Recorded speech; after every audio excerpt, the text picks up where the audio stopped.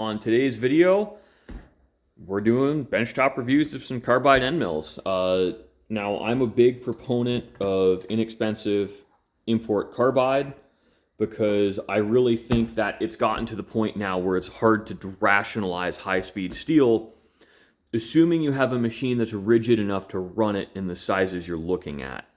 Run it being carbide. Now, I bought these from Amazon. I do have a link in the description where you can grab these Kodiaks or you can grab the Speed Tiger. I think bang for your buck wise, frankly, the Speed Tigers are better. The weakness these Kodiaks have is they're not coated. Now, for me, that coating really doesn't matter. You also be careful letting these bang into each other. They'll chip fairly easily, at least relative to high-speed steel. Now, these aren't coated, so that's a weakness. And also something to understand is this is a 3/8 end mill. You see how little web there actually is when you're looking at it?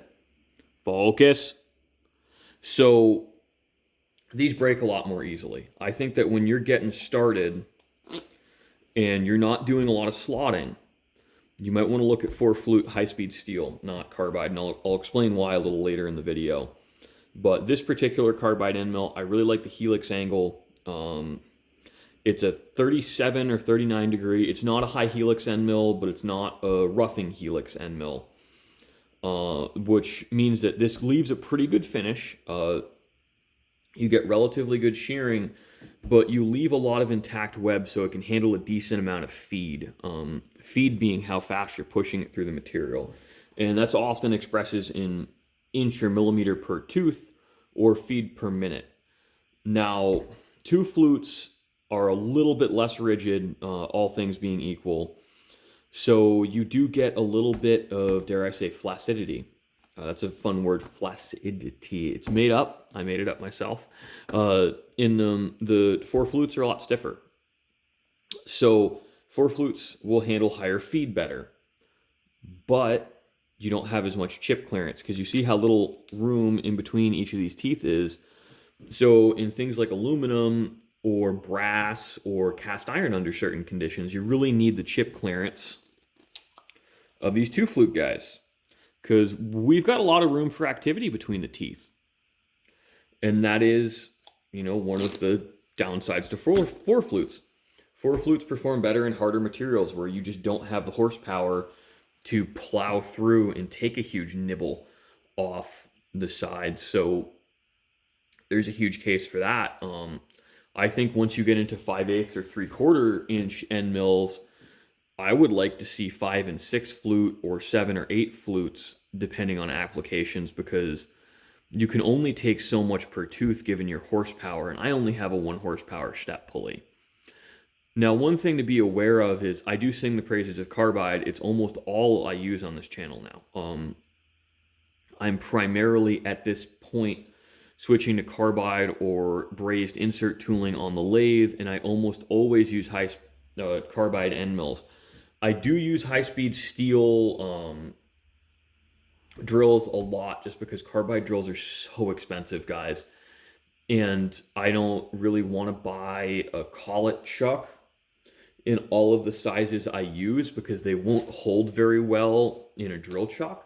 So what we get into is it's just a huge cost to go to carbide drills. Now, carbide end mills I can use in the same collets I use for high-speed steel. So for me, there's really no downside to them.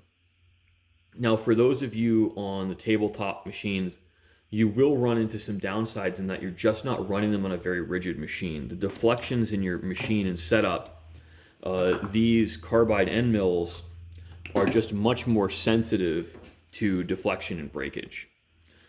Once you learn to work within their limitations, though, the fact that you can run them at 3 to 4 times the speed of a high-speed steel end mill in the same material, you'll never want to go back to high-speed steel. So there's a little more of a learning curve to these. Actually, also, completely fun aside, my pointer here, this is an old-fashioned soldering iron.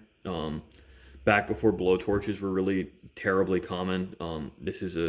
You could use this as a roofing or a tin tool for making cups or silversmithing. So fun little antique. That's also a cool pointer because it's big and chunky and hard to miss. So back at it. I like these speed tigers. I think they're a really good bang for your buck. They're made in Taiwan. They're not People's Republic of China. They're really my primary source of cutting tools for the mill right now. I do have some Kodiak tools, which I'm also going to link to their Amazon store. They're great tools. I think the grade of carbide they use is very tough. I'm actually shocked I can visibly deflect them in certain situations without breakage. So I'm a big carbide fan. I think that given the cost today, it is extremely hard to justify high speed or cobalt steel in most applications. If you're specifically in aluminum or brass, I think buy the cheapest end mills you can. You're going to lose them or drop them on the floor before they'll really dull.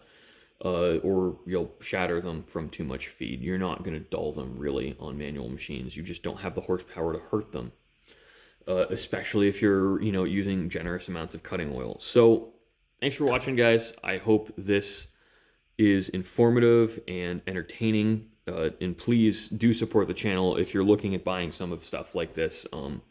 Using my affiliate link will help fund better camera gear and probably audio gear for those of you who are still complaining about it. So I really do appreciate it, guys. The channel's really blown up the last few weeks and it's been friggin' awesome. So we have some scheduled content coming out that I recorded a few months ago, but I think I'm going to try and do a spur of the moment video every week.